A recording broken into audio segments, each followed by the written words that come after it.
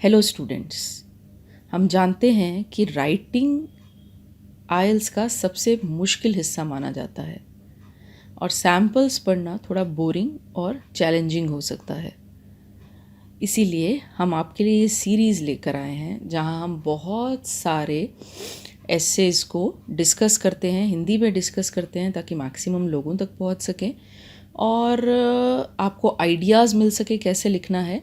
अपने इस वीडियो में मैं कैम्ब्रिज आइल्स 16 एडिशन से लिया हुआ एक एसे आपके साथ डिस्कस करूँगी, हिंदी में डिस्कस करूँगी जाहिर है, और आप कहीं भी बैठकर इस एसे को समझ सकते हैं।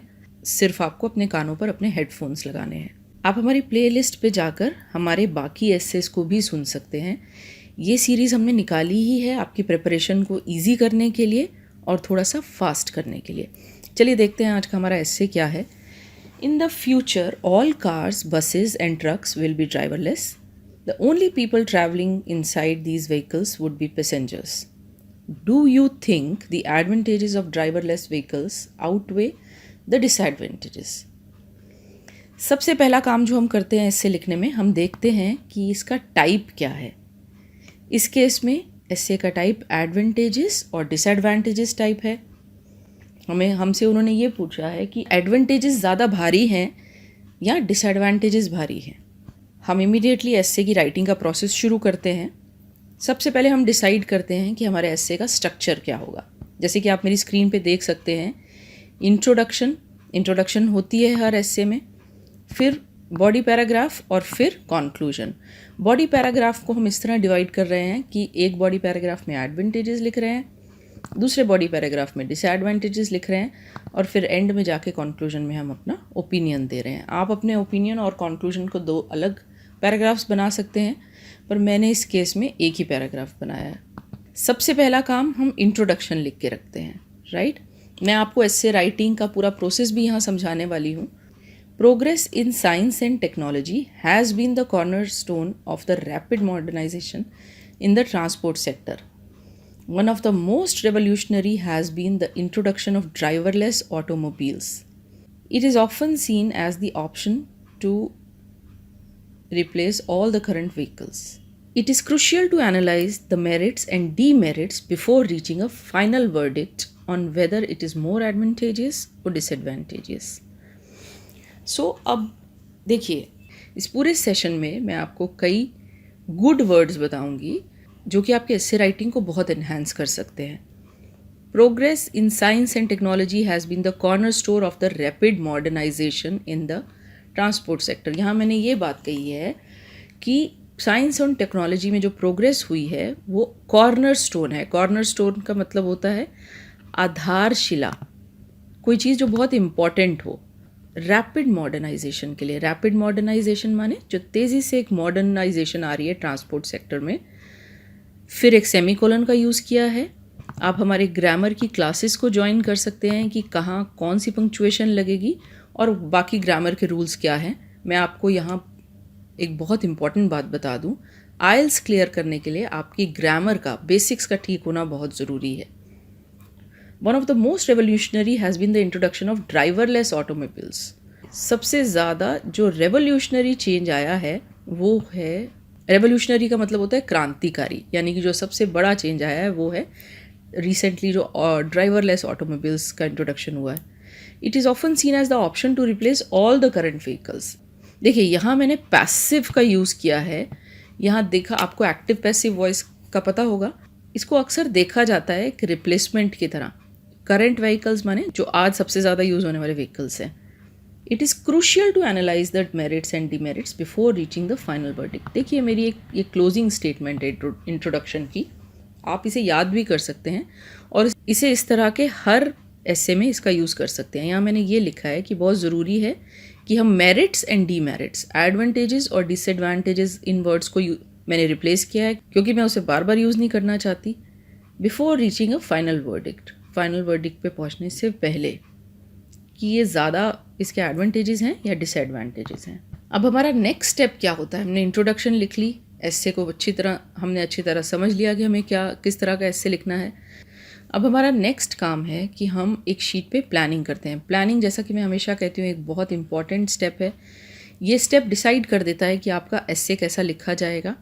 इस स्टेप में हम एक फ्रेमवर्क बनाते हैं एस्से का और डिसाइड करते हैं कि हम क्या क्या लिखेंगे। इस स्टेप में हम मेन पॉइंट्स लिखते हैं और कुछ अच्छे वर्ड्स को भी यहाँ मेंशन करते हैं ताकि वो लिखते हुए हमें याद रहे। देखिए, मैंने पॉइंट्स बनाए हैं दोनों साइड पे।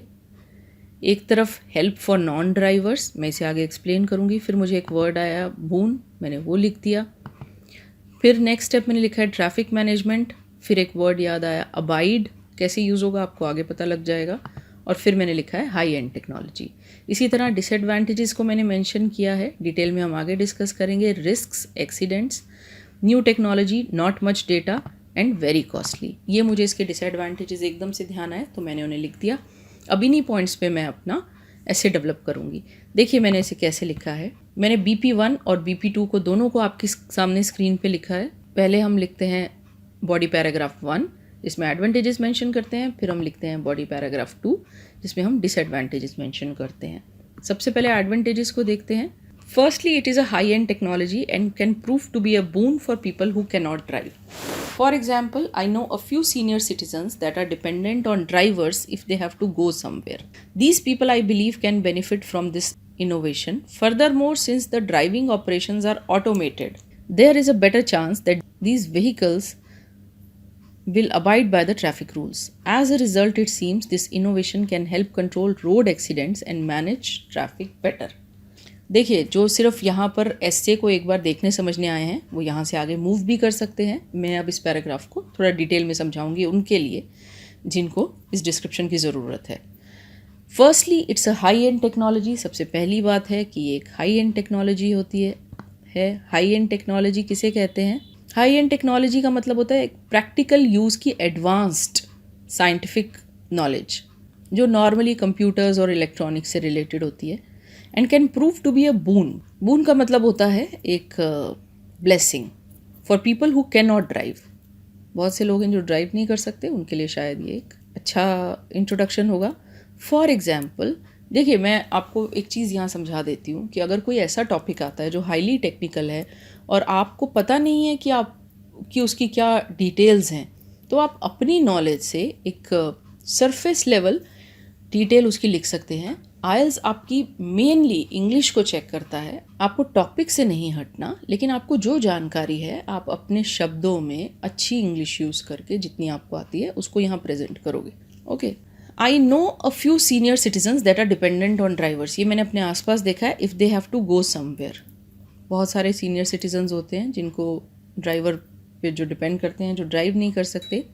These people, I believe, can benefit from this innovation. मुझे लगता है कि ये लोग इस इनोवेशन से बेनिफिट ले सकते हैं।